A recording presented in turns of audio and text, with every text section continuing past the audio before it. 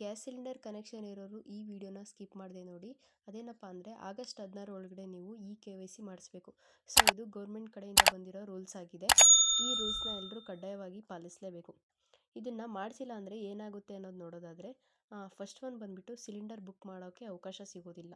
And second one ಬಂದುಬಿಟ್ಟು subsidy ಏನು ಸಿಗುತ್ತೆ ಅಂದರೆ 3000 ಇರೋ ಗ್ಯಾಸು 900 ಸಿಗುತ್ತಲ್ಲ, ಸೊ ಅದರಿಂದ ನೀವು ವಂಚಿತರಾಗ್ತೀರ.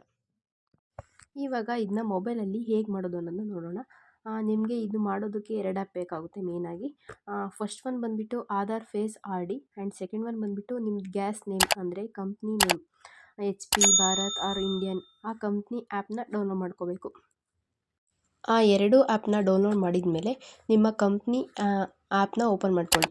ಅಲ್ಲಿ KYC ಹೇಗೆ ಮಾಡೋದು ಅಂತ ಆಪ್ಷನ್ ಸಿಗುತ್ತೆ. ಅಲ್ಲಿ ಹೋಗಿ ಎಂಟ್ರಿ ಮಾಡ್ಕೊಳ್ಳಿ. ಮಾಡ್ಕೊಂಡಾಗ ಅದು ಏನೇನು ಡೀಟೇಲ್ಸ್ ಕೇಳುತ್ತೆ ಅದನ್ನ ಎಂಟ್ರಿ ಮಾಡಿ. ಸೊ ಇದೆಲ್ಲ ಪ್ರೊಸೀಜರ್ ಆದಮೇಲೆ KYC ಕಂಪ್ಲೀಟ್ ಆಗುತ್ತೆ.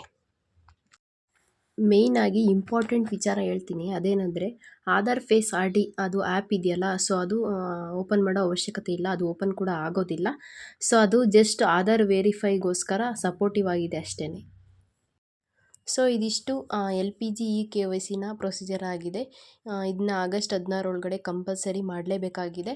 ಆ್ಯಂಡ್ ಇದನ್ನು ಮನೆಯಲ್ಲೇ ಫೋನಲ್ಲೇ ಮಾಡ್ಕೋಬೋದು ನೀವು. ಅಕಸ್ಮಾತ್ ಆಗಿಲ್ಲ ಅಂದರೆ ಏಜೆನ್ಸಿಗಳಿಗೆ ಹೋಗಿ ಮಾಡ್ಕೊಳ್ಳಿ.